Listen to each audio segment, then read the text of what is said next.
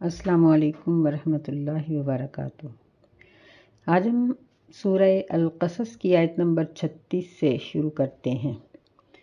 اعوذ باللہ من الشیطان الرجیم، بسم اللہ الرحمن الرحیم۔ فلما جاءہم موسیٰ بآیاتنا بینات، پس جب ان کے پاس موسیٰ علیہ السلام آئے ہماری روشن یا واضح نشانیوں کو لے کر، قالوا ما هذا الا سحر مفتر وما سمعنا بهذا في آبائنا الاولین، تو انہوں نے کہا، یعنی فرعون کے لوگوں نے کہا کہ نہیں ہے یہ مگر جادو خود بنایا ہوا، یعنی وہ کہنے لگے کہ یہ تو جادو ہے خود بنایا ہوا۔ ما سمعنا، ہم نے اس کو نہیں سنا، فی آبائنا الاولین، اپنے پہلے باپ دادا سے۔ اس سے پہلی آیات میں اللہ تعالیٰ نے ذکر کیا ہے کہ جب موسیٰ علیہ السلام سے اللہ تعالیٰ ہم کلام ہوئے تو موسیٰ علیہ السلام نے سیدنا ہارون علیہ السلام کے بارے میں سفارش کی کہ اللہ ان کو بھی میرا ساتھی بنا دے، اور دوسرا یہ کہا کہ یعنی وہ میری تصدیق کریں گے، انی اخاف ان یکذبون، مجھے اس بات کا ڈر ہے کہ وہ مجھے جھٹلا دیں گے۔ یعنی دو قسم کے خدشات ظاہر کیے۔ پہلی بات یہ کہ ہارون کو نبی بنا دیں، کیونکہ موسیٰ علیہ السلام کی اپنی زبان میں لکنت تھی اور وہ مددگار کے طور پر ان کو اپنے ساتھ لانا چاہتے تھے۔ دوسرا یہ کہ انہوں نے کہا کہ مجھے اس بات کا ڈر ہے کہ وہ توحید کا انکار کر دیں گے۔ اللہ تعالیٰ نے ان کو جواب میں 3 چیزیں عطا کی۔ فرمایا کہ ہم تیرے بازو کو تیرے بھائی کی وجہ سے مضبوط کر دیں گے، یعنی یہ پہلا انعام تھا جو موسیٰ علیہ السلام نے مانگا اور ان کو مل گیا۔ دوسرا یہ تھا کہ فلا یصلون الیکما بآیاتنا، کہ فرعون اور اس کے ساتھی جو ہیں وہ ہماری آیات کی وجہ سے تمہارے تک اپنا ہاتھ نہیں پہنچا سکیں گے، یعنی تم دونوں کو کسی قسم کی وہ کوئی جسمانی تکلیف نہیں دے سکیں گے۔ تو یہی وجہ تھی کہ موسیٰ علیہ السلام چونکہ ان کے اندر ہی پلے بڑھے تھے اور ان کو محل کے اندر رسائی تھی اور ہر چیز کو جانتے تھے، محل کے تمام جو قانون ہوتے ہیں اور جو اونچ نیچ ہوتی ہے سب سے واقف تھے، تو یہ بے دھڑک سب لوگوں کو اللہ کے دین کی دعوت دیتے تھے۔ تو اللہ تعالیٰ نے ان کو تیسرا انعام یہ دیا کہ فرمایا کہ انتما ومن اتبعکم الغالبون، کہ تم دونوں اور تمہارے پیروکار یہی غالب ہوں گے۔ تو حقیقتاً اللہ تعالیٰ نے پھر ان لوگوں کو غلبہ عطا کیا۔ لیکن جب موسیٰ علیہ السلام ان کے پاس اپنی اللہ کی آیات لے کر آئے تھے تو اس وقت ان لوگوں نے، یعنی فرعون کے لوگوں نے یہ بات کہی کہ یہ تو خود بنایا ہوا جادو ہے۔ یعنی کوہ طور سے جب موسیٰ علیہ السلام کو اللہ کا پیغام ملا، یا پھر یہ یمن سے مدین سے آتے ہوئے رستے میں جو ان کو اللہ تعالیٰ کا پیغام ملا، تو اس کے بارے میں ہے۔ حقیقت یہ ہے کہ دونوں مرتبہ ہی ایسا ہوا کہ موسیٰ علیہ السلام جب ان کے پاس آئے تو انہوں نے کہا کہ سحر مفترا، کہ یہ تو باندھا ہوا خود بنایا گھڑا ہوا جادو ہے، ہم اس کے پیروکار نہیں ہو سکتے۔ وَقَالَ مُوسَىٰ إِنَّ رَبِّي أَعْلَمُ بِمَنْ جَاءَ بِالْهُدَىٰ مِنْ عِنْدِهِ، اور موسیٰ علیہ السلام نے فرمایا کہ میرا رب خوب جانتا ہے اس شخص کو جو ہدایت لے کر آیا اللہ تعالیٰ کی طرف سے۔ وَمَنْ تَكُونُ لَهُ عَاقِبَةُ الدَّارِ، اور اللہ تعالیٰ خوب جانتا ہے اس کو جس کے لیے آخرت کا انجام اچھا ہے۔ إِنَّهُ لَا يُفْلِحُ الظَّالِمُونَ، بے شک ظالم تو فلاح ہی نہیں پاتے۔ یعنی موسیٰ علیہ السلام نے ان کو یقین دلانے کے لیے یہ بات کہی کہ میرا اللہ اس بات کو خوب جانتا ہے کہ اس نے کس پر اپنی ہدایت اتاری ہے اور کون ہدایت لے کر آیا ہے جو تمہیں سنا رہا ہے۔ لیکن بات یہ ہے کہ یہ ظالم لوگ یہ قیامت کے دن فلاح نہیں پائیں گے۔ وَقَالَ فِرْعَوْنُ يَا أَيُّهَا الْمَلَأُ مَا عَلِمْتُ لَكُم مِّنْ إِلَٰهٍ غَيْرِي، اور فرعون نے کہا کہ اے میرے سرداروں کی جماعت، میں نہیں جانتا تمہارے لیے اپنے سوا کوئی اور معبود، یعنی کہنے لگا کہ میں یہ سمجھتا ہوں کہ میں ہی تمہارا معبود ہوں، یعنی تم میری ہی پوجا کرو۔ اور یعنی کئی جگہوں پر مختلف الفاظ میں اللہ تعالیٰ نے اس کے اس قول کو ذکر کیا ہے کہ میں ہی تمہارا معبود ہوں اور تم لوگ میری ہی پیروی کرو، موسیٰ علیہ السلام کی بات کے پیچھے نہ لگنا۔ فَأَوْقِدْ لِي يَا هَامَانُ عَلَى الطِّينِ، پس جلاؤ میرے لیے اے حامان مٹی پر آگ، فَاجْعَل لِّي صَرْحًا لَعَلِّي أَطَّلِعُ إِلَىٰ إِلَٰهِ موسیٰ، پس میرے لیے ایک اونچا محل بناؤ، لعلی اطلع، شاید کہ میں جھانک کے دیکھوں موسیٰ علیہ السلام کے معبود کو، وانی لأظنہ من الکاذبین، اور بے شک میں موسیٰ علیہ السلام کو جھوٹ بولنے والوں میں سے سمجھتا ہوں۔ یعنی فرعون نے یہ لوگوں کو دکھانے کے لیے یہ کہا، اپنے وزیر کو کہا کہ میرے لیے ایک محل بناؤ جس کے اوپر میں چڑھوں اور چڑھ کر موسیٰ علیہ السلام اور اس کے جو ساتھیوں کا رب ہے میں اس کو دیکھوں۔ تو یہ اس کی سراسر ایک بیوقوفی تھی، اس نے اپنی قوم کو دکھانے کے لیے اور ان کے اوپر اپنا رعب ڈالنے کے لیے ایسا کیا کہ اس نے ایک محل بنایا اور پھر اس کے اوپر چڑھا اور کہنے لگا کہ میں نے موسیٰ کے رب کو نہیں دیکھا۔ حالانکہ جو فضا ہے آج کل کی اتنی جدت اور تیز رفتار سواریوں کے باوجود لوگ اس فضا کو پار نہیں کر سکے۔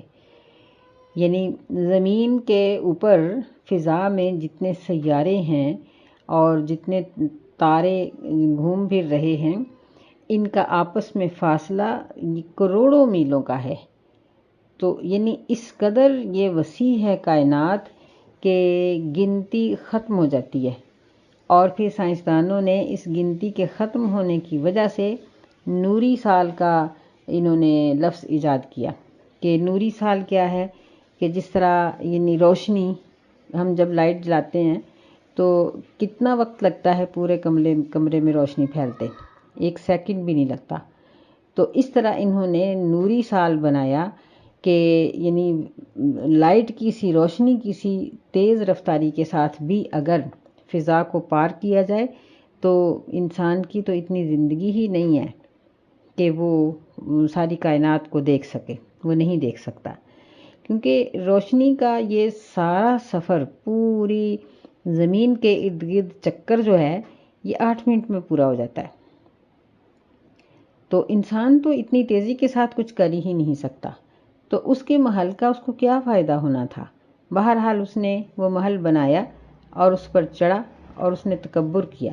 اللہ تعالیٰ فرماتے ہیں کہ وَاسْتَكْبَرَ هُوَ وَجُنُودُهُ فِي الْأَرْضِ بِغَيْرِ الْحَقِّ، کہ فرعون نے اور اس کے لشکروں نے زمین میں تکبر کیا بغیر حق کے، یعنی وہ حقدار نہیں تھے، ان کی اتنی بڑائی نہیں تھی، نہ ان کا اتنا مقام و مرتبہ تھا جتنا انہوں نے لوگوں کے سامنے ظاہر کیا۔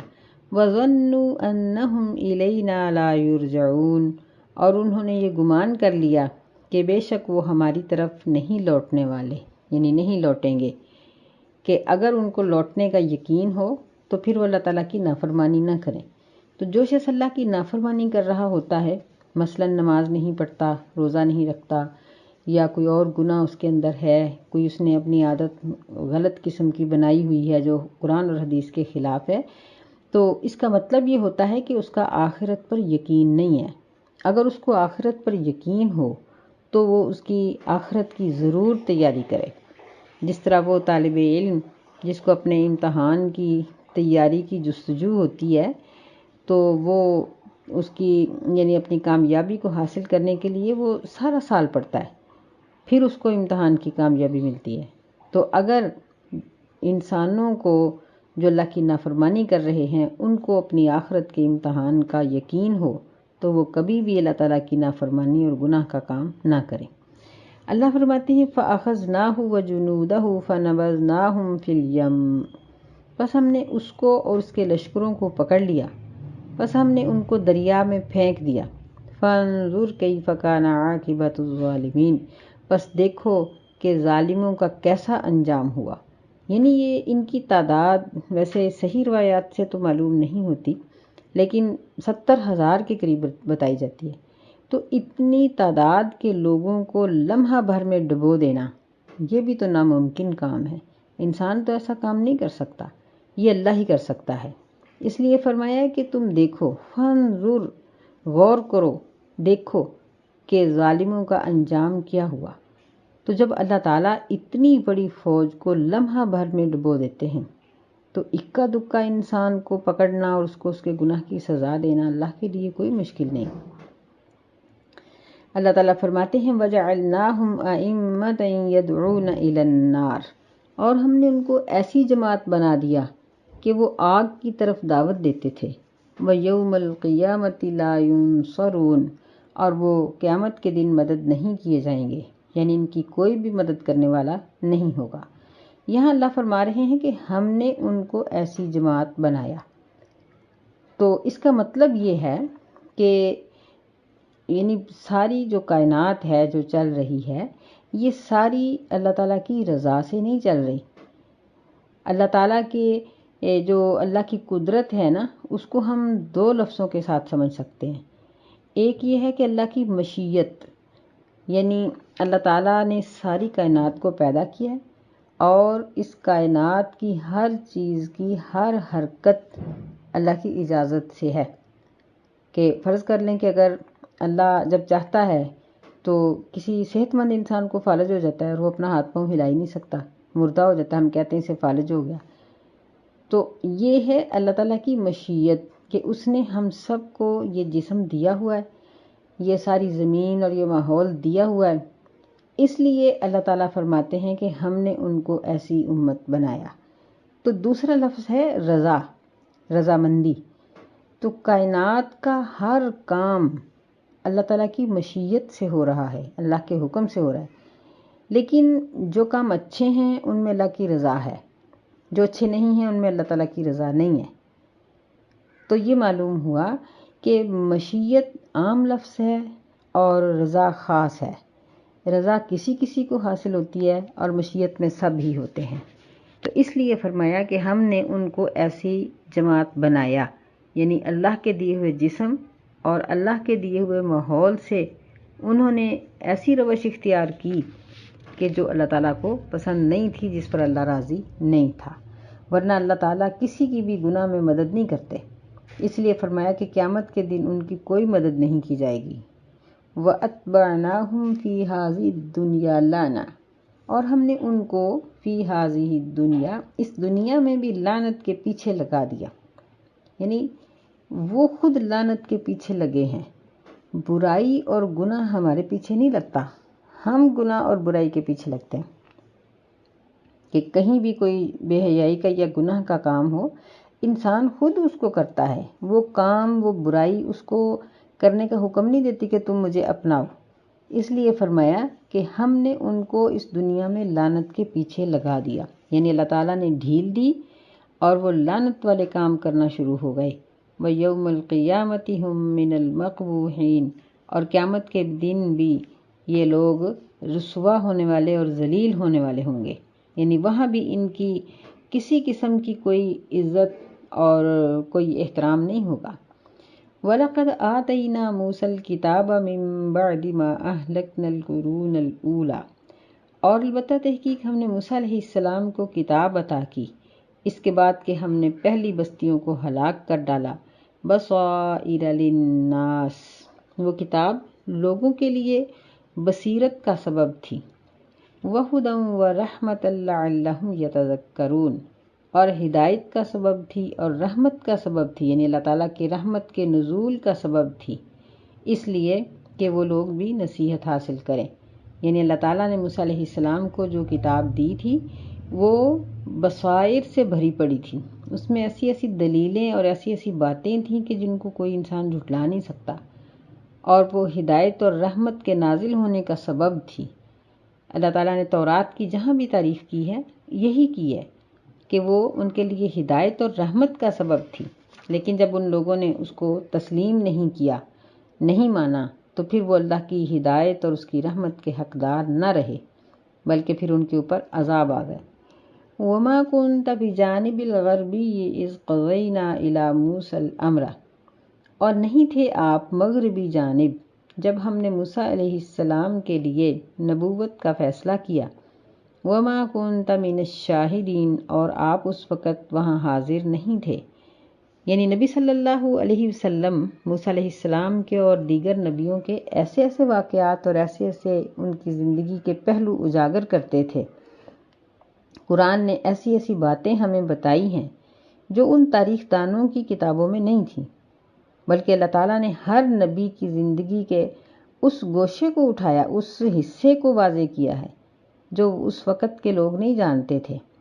اس لیے فرمایا کہ آپ تو مغربی جانب نہیں تھے جب ہم نے موسیٰ علیہ السلام کے لیے ہم نے اس کا نبوت کا فیصلہ کیا۔ اب بات یہ ہے کہ یہ مشرقی جانب کون سی ہے، تو اس کے بارے میں کئی قسم کے قول ہیں۔ بہرحال اگر بیت اللہ کو سامنے رکھ کر مشرق کی طرف منہ کریں تو اس وقت دائیں طرف یمن آتا ہے اور بائیں طرف شام کا علاقہ آتا ہے، اور سامنے کی جانب کو پھر مشرقی کہا جائے گا، جیسا کہ رسول اللہ صلی اللہ علیہ وسلم نے مشرق کی طرف اشارہ کر کے ایک دفعہ کہا تھا کہ یہاں سے شیطان کا سینگ نمودار ہوگا، یعنی فتنے یہاں سے شروع ہوں گے، تو اس وقت آپ نے شام کے علاقے کی طرف منہ کیا تھا۔ بہرحال یہ مختلف روایات ہیں جس سے یہ بات معلوم ہوتی ہے کہ اگر بیت اللہ سے مغرب کی جانب کے علاقے جو ہیں ان کو مغربی کہا جائے تو یہ بہتر ہے، یہی بات سمجھ میں آتی ہے۔ بہرحال فرمایا کہ اے میرے نبی، آپ تو وہاں اس وقت موجود نہیں تھے، لیکن یہ اللہ نے آپ کو یہ قرآن مجید دیا ہے، اللہ نے قرآن کو نازل کیا ہے، اس لیے آپ ان لوگوں کی باتیں ان کو سناتے ہیں۔ وَلَكِنَّا أَنشَأْنَا قُرُونًا فَتَطَاوَلَ عَلَيْهِمُ الْعُمُرُ، اور لیکن ہم نے بہت سی نسلیں یا بہت سی بستیاں ہم نے اس کے درمیان پیدا کی۔ قرون یہ قرن کی جمع ہے، اور قرن بھی کئی سالوں کو، یعنی صدی بھر کو، 100 سال کے قریب جو وقت ہوتا ہے نا، اس کو قرن کہا جاتا ہے، اور قرون اس کی بھی جمع ہے۔ یعنی ان پیغمبروں کے اور نبی صلی اللہ علیہ وسلم کے درمیان ہزاروں سال کا وقفہ تھا۔ فَتَطَاوَلَ عَلَيْهِمُ الْعُمُرُ، بس ان کی عمریں لمبی ہو گئیں۔ وَمَا كُنْتَ ثَاوِيًا فِي أَهْلِ مَدْيَنَ، اور اسی طرح آپ نہیں تھے مدین کے رہنے والے، تَتْلُو عَلَيْهِمْ آيَاتِنَا، کہ آپ ان پر ہماری آیات کو پڑھیں، وَلَكِنَّا كُنَّا مُرْسِلِينَ، اور لیکن ہم ہی پیغمبروں کو بھیجنے والے ہیں۔ یعنی یہ کیسے ممکن ہے کہ اتنی لمبی مدت گزرنے کے بعد آپ آئیں اور آپ ان لوگوں کے وہ واقعات اور وہ حالات بیان کریں جو تاریخ دان بھی نہیں جانتے تھے؟ تو یہ صاف اور واضح بات ہے کہ یہ قرآن مجید یہ اللہ کی طرف سے نازل کیا گیا ہے۔ وَمَا كُنْتَ بِجَانِبِ الطُّورِ، اور نہیں تھے آپ کو طور کی جانب، اِذْ نَادَيْنَا، جب ہم نے موسیٰ علیہ السلام کو آواز دی، وَلَٰكِن رَحْمَةً مِّن رَّبِّكَ لِتُنذِرَ قَوْمًا مَّا أَتَاهُم مِّن نَّذِيرٍ مِّن قَبْلِكَ، اور لیکن یہ سب کچھ اللہ کی رحمت تھی، تیرے رب کی رحمت تھی، تاکہ تو ایسی قوم کو ڈرائے کہ جن کے پاس کوئی ڈرانے والا نہیں آیا تھا آپ سے پہلے، لَعَلَّهُمْ يَتَذَكَّرُونَ، تاکہ وہ نصیحت پکڑیں۔ یعنی سیدنا ابراہیم علیہ السلام کے 2 بیٹے تھے، سیدنا اسحاق علیہ السلام اور سیدنا اسماعیل علیہ السلام۔ اسماعیل علیہ السلام بڑے تھے۔ اللہ تعالیٰ نے اسحاق علیہ السلام کی نسل میں، ان کی اولاد میں برکت فرمائی، اور تمام نبی ان میں سے آئے، کیونکہ زیادہ تر آبادی بھی انہی لوگوں کی تھی۔ اور پھر اللہ تعالیٰ نے آخر میں سیدنا محمد رسول اللہ صلی اللہ علیہ وسلم کو، جو سیدنا اسماعیل علیہ السلام کی نسل سے تھے، ان کو مبعوث کیا تاکہ مکے والوں کے اندر انہی میں سے ایک رسول آئے، کیونکہ مکے میں جو آبادی تھی یہ سیدنا اسماعیل علیہ السلام کی نسل سے تھی۔ تو فرمایا کہ یہ سب ہم کرنے والے ہیں، اور اس لیے کہ وہ نصیحت پکڑیں۔ وَلَوْلَا أَن تُصِيبَهُم مُّصِيبَةٌ بِمَا قَدَّمَتْ أَيْدِيهِمْ، اور اگر یہ بات نہ ہوتی کہ ان کو مصیبت پہنچتی ان کے ان اعمال کی وجہ سے، قدمت ایدیہم، جو ان کے ہاتھوں نے آگے بھیجا ہے، فَيَقُولُوا، پس وہ کہتے، یعنی مصیبت کے پہنچنے پر وہ کہتے، رَبَّنَا لَوْلَا أَرْسَلْتَ إِلَيْنَا رَسُولًا، اے ہمارے رب، تو نے ہماری طرف کوئی رسول کیوں نہ بھیجا، فَنَتَّبِعَ آیَاتِكَ وَنَكُونَ مِنَ الْمُؤْمِنِينَ، کہ پس ہم تیری آیات کی پیروی کرتے اور ہم ایمان لانے والوں میں سے ہو جاتے۔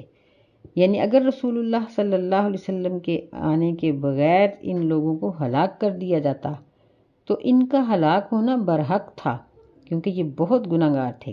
لیکن یہ لوگ قیامت کے دن یہ اعتراض کرتے کہ اللہ اگر تیرا رسول آتا تو ہم اس کو مان لیتے۔ اللہ فرماتے ہیں کہ ہم نے رسول اللہ صلی اللہ علیہ وسلم کو بھیج کر ان کا یہ اعتراض ختم کر دیا۔ فَلَمَّا جَاءَهُمُ الْحَقُّ مِنْ عِنْدِنَا، بس جب ان کے پاس ہماری طرف سے حق آیا تو وہ کہنے لگے کہ لولا اوتی مثل ما اوتی موسیٰ، یعنی قالو، انہوں نے کہا لولا اوتی، اس نبی کو وہ معجزے کیوں نہیں دیے گئے جو موسیٰ علیہ السلام کو دیے گئے تھے، یعنی وہ لاٹھی کا سانپ بننا اور ہاتھ کا روشن ہو جانا۔ نبی علیہ السلام کو ایک مستقل اس طرح کا معجزہ کیوں نہیں دیا گیا؟ اللہ تعالیٰ نے اس کا یہ جواب دیا ہے، اولم یکفروا بما اوتی موسیٰ من قبل، کیا انہوں نے اس چیز کا انکار نہیں کیا جو موسیٰ علیہ السلام کو اس سے پہلے دی گئی تھی؟ یعنی موسیٰ علیہ السلام کو یہ 2 معجزے دیے گئے تھے ابتداءً، تو اس کو انہوں نے کتنا مانا؟ کتنے لوگ مسلمان ہوئے؟ کچھ بھی نہیں۔ قالوا سحران تظاہرا وقالوا انا بکل کافرون، انہوں نے کہا کہ یہ 2 جادوگر ہیں، تظاہرا، جو ایک دوسرے کی مدد کرتے ہیں، اور وہ کہنے لگے کہ بے شک ہم ان ساری باتوں کا انکار کرنے والے ہیں۔ یعنی ان کو اللہ تعالیٰ نے ان کے نبی کو یہ معجزے دیے، لیکن انہوں نے پھر بھی کہا کہ سحران تظاہرا، کہ یہ 2 جادوگر ہیں۔ تو اب نبی علیہ السلام کے لیے پھر انہی معجزوں کا مطالبہ کیوں کر رہے ہیں؟ یہ ان کا مطالبہ ہی غلط ہے، کیونکہ انہوں نے موسیٰ علیہ السلام کے معجزوں پر ایمان ہی نہیں رکھا۔ قل فأتوا بکتاب من عند اللہ هو اہدی منہما اتبعہ، کہہ دیجئے کہ پس تم لے آؤ کوئی کتاب اللہ تعالیٰ کی طرف سے جو اہدی منہما، جو ان دونوں کتابوں سے زیادہ ہدایت والی ہو، یعنی قرآن مجید سے اور تورات سے زیادہ بہتر ہو۔ کوئی اللہ کی طرف سے اتری ہوئی ایسی کتاب لے آؤ، اتبعہ، میں اس کی پیروی کروں گا۔ یعنی نبی اس چیز کے پابند ہوتے ہیں کہ اللہ تعالیٰ ان کو جو بھی حکم دیتا ہے وہ مانتے ہیں، تو فرمایا کہ میں اس کی پیروی کروں گا، لیکن لاؤ تو صحیح، ان کنتم صادقین، اگر تم سچے ہو۔ تو معاملہ یہ تھا کہ ان دونوں کتابوں سے زیادہ سچی کتاب اور کہاں سے آتی؟ اسی لیے اللہ تعالیٰ نے آگے فرمایا فَإِن لَّمْ يَسْتَجِيبُوا لَكَ، پس اگر وہ آپ کی بات کو قبول نہ کریں، فَاعْلَمْ، پس جان لو، أَنَّمَا يَتَّبِعُونَ أَهْوَاءَهُمْ، کہ بے شک وہ تو اپنی ہی خواہشات کی پیروی کرتے ہیں۔ یعنی ان کو موسیٰ علیہ السلام کی تعلیمات سے تو کوئی غرض ہی نہیں، یہ تو اپنی خواہشات کی پیروی کرتے ہیں۔ وَمَنْ أَضَلُّ مِمَّنِ اتَّبَعَ هَوَاهُ بِغَيْرِ هُدًى مِّنَ اللَّهِ، اور اس شخص سے زیادہ گمراہ اور کون ہو سکتا ہے جو اپنی خواہشات کی پیروی کرتا ہے اللہ کی ہدایت کے بغیر، یعنی ہدایت کو چھوڑ کر وہ غیر ہدایت کے رستے پر چلتا ہے، تو اس سے زیادہ گمراہ اور کون ہو سکتا ہے۔ ان اللہ لا یہدی القوم الظالمین، بے شک اللہ تعالیٰ ظالم قوم کو ہدایت نہیں دیتا۔ تو اس رکوع میں، ان آیات میں ہمارے لیے بہت بڑا سبق ہے کہ ہمارے مسلمانوں کے بھی کئی فرقے ایسے ہیں جو مختلف اعتراضات اٹھاتے ہیں صرف انکار کرنے کے لیے اور عمل سے بچنے کے لیے، کیونکہ اگر وہ عمل کریں تو ان کی خواہشات اور ان کی اپنی جو نفس پرستی ہے وہ چھوٹتی ہے۔ تو فرمایا کہ یہ کوئی نئی بات نہیں ہے، پہلے لوگ بھی اس طرح کے اعتراضات کرتے چلے آئے، اور جب وہ نہیں مانے تو یہ ظالم ٹھہرائے، اور اللہ تعالیٰ ظالم قوم کو ہدایت نہیں دیتا۔ تو اس سے ہمیں یہ سبق ملا کہ بغیر کسی ضرورت کے قرآن پر یا کسی حدیث پر اعتراض کرنا اور اس کا انکار کرنے کے لیے رستہ ڈھونڈنا، کوئی ایسا ہیلا کرنا، ایسی کوئی راہ اختیار کرنا، بہانے بنانا، یہ سب چیزیں یہ مسلمان کو زیب نہیں دیتی، بلکہ یہ تو غیر مسلموں کا وتیرہ ہے، یہ تو ان کی عادت ہے۔ اگر کوئی مسلمان دین کے کسی حکم سے بچنے کے لیے کوئی بہانہ بنائے گا یا کوئی بہانوں کی راہ ڈھونڈے گا تو اللہ تعالیٰ کے نزدیک اس کی وہ حجت نہیں ہوگی، بلکہ وہ شخص اس قابل ہوگا کہ اس کو سزا دی جائے۔ اس لیے ہمیں چاہیے کہ ہم جب بھی قرآن اور حدیث کا کوئی مسئلہ سنیں، جو ہمارے اندر نہیں ہے ہم فوراً اپنی خواہش کو چھوڑ کر اللہ کے اس حکم کی پیروی کریں تاکہ جہنم کے عذاب سے بچ سکیں۔ اللہم اجرنا من النار، آمین۔ السلام علیکم ورحمۃ اللہ وبرکاتہ۔